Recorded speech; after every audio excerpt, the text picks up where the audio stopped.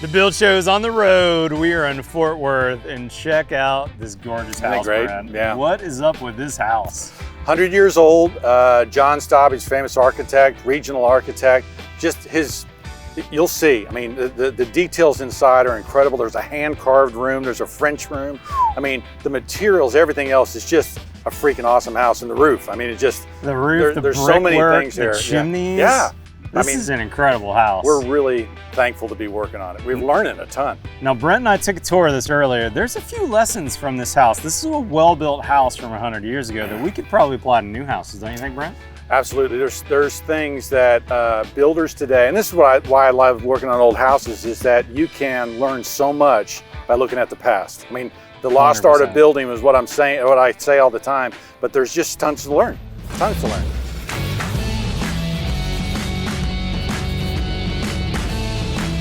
All right, Brent, we're in the master bath of this nearly 100-year-old house. What secrets can this builder from 1920s teach us builders in the modern era?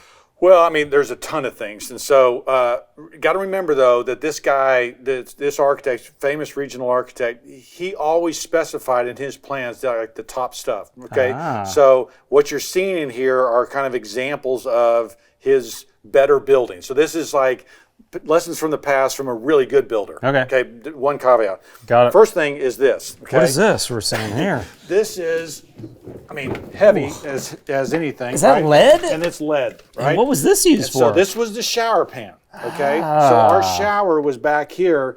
Never a leak in this bath, right? This is a 100-year-old house.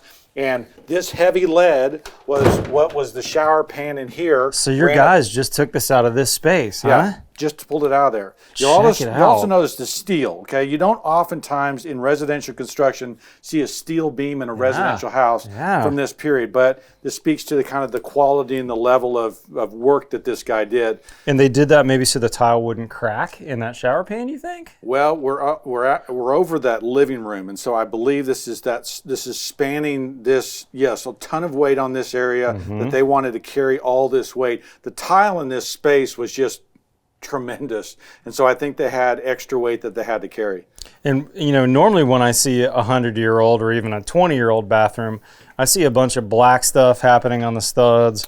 These studs look brand new. Well, obviously that shower pan did not leak. Yeah, and I think that speaks to the lead, because in other houses from this period you'd see tin. And so tin obviously cost more, but just didn't perform. Cost less. Cost less. Yeah, cost less. But it would rust over time, right? And it did, and those pans failed, and so this is. So they spent a lot more good stuff on that, but 100 years later it worked. Isn't that great? The takeaway for me as a modern builder is, when you choose good materials and you get that pushback from clients, hey, I don't want to spend the money on that extra expensive waterproofing system. Well, do you want it to last? Do you want to not have a problem for the next 100 years? No doubt. When you get the best, you want to call me in worth it. 5 years when there's a leak in your ceiling, That's right? It just, cry once, as they say. Yeah, exactly. Now, Brent, some of these joists that look like they've been hogged out. Yeah. What's happening here? So what happens is, and this is pretty common in historic houses, is that the joist, the floor joist, you'll see these marks where they are actually beveling the top of it. And the reason they did that is that they would then, put in a board here. A nailer on the side. A nailer on the side, and then they put in this lowered floorboard, okay? And so this was then floated with mortar, okay? So that was their screed. That was their screed. And so then the tile would go right on top of this. You notice it's a little bit lower, so it'd line up with this finished floor here. But this was so you didn't have the as much expansion and contraction in the wood. It wouldn't crack the tile, it wouldn't come through. This was actually a pretty common building technique in that period. Now, you don't often see them, hatchet out like this. That's what it looks like. They used a hatchet or an axe or something. Typically, you see them sawn, but yeah, no, that's what they did here. And that's how they were able to lower this tile, let's say, and maybe match up flush with a hardwood floor in the next room. And still get a bed of mortar that's 2 inches thick, which is how they floated out the floor. That's wild. How Isn't that cool? What else have you seen in this bathroom? Well, the use of lead and lead piping here and would have been so this toilet was over here, okay? there is a lead pipe in the mortar. Remember, all this is mortar, okay? And so this lead pipe here, right, that runs up this wall. That's kind of snaking through the wall? Snaking through that. Think about how they would have had to do this otherwise, where you'd have had a pipe, a 90-degree run over, and with that lead pipe, because it bends, they were able to pretty simply just kind of push it over in the wall and then tie it into the vent. And it's just a vent, right? There's no water running through there. How smart is that? Today we'd have PVC, so we can make a few bends, no big deal. Yeah. But they use that lead to snake it on through. Just the quality of material in here. I mean, you see the metal lath on the walls, and I mean, I was telling you earlier, the thickness of the mortar and tile on these walls was in some places 2.5 inches thick. Wow. So it's just built like a, brick house here. It literally is a brick house. Yeah, just about. Yeah, pretty awesome. Brent, let's go outside. We got another really cool thing to show these guys. Yeah, awesome. Meet you out there.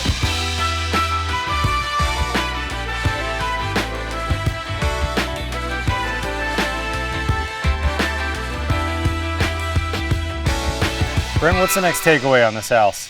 Well, you may have noticed it when we drove up, but the roof, okay? This is a Ludovici tile roof, and I mean, look at the patina and the things they've worked in. This is from the factory. This hasn't denigrated, right? So this is, when I drove up, I would have bet money that this was a cedar shake roof, maybe.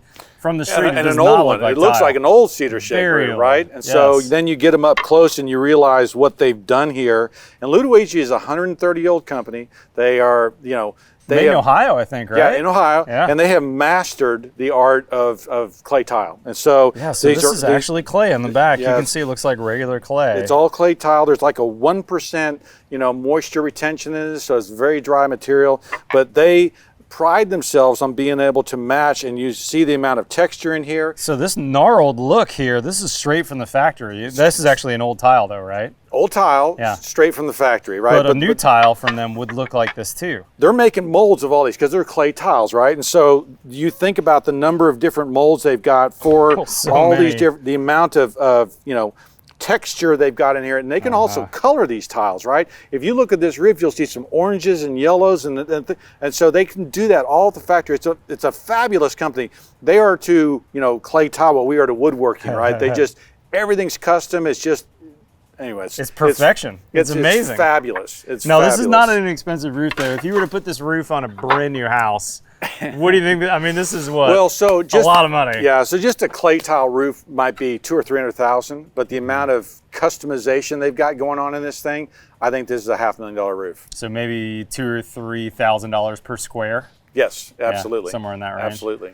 But what's interesting to me as I see these old houses is I go, look, this house was built in 1928. You're not changing the roof when you remodel this house. That's right. This is still the original roof. That's right. You're going to get a few new tiles for this small porte-cochere addition you're doing. Right. But otherwise, the original tiles are still doing their duties. Isn't that How crazy? cool is that? Yeah, it's awesome. It's a fabulous roof. It's something people need to know more about. For sure. Guys, if you're not familiar with Brent Hull, amazing craftsman who builds new houses that look like old houses and takes these 100-year-old beauties and brings them back to their original luster again.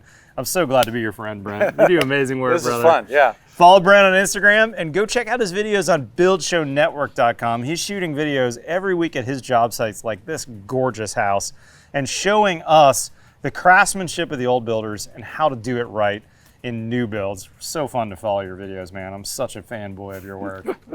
Go to BuildShowNetwork.com. Hit that subscribe button. We've got new content here on The Build Show every Tuesday and every Friday.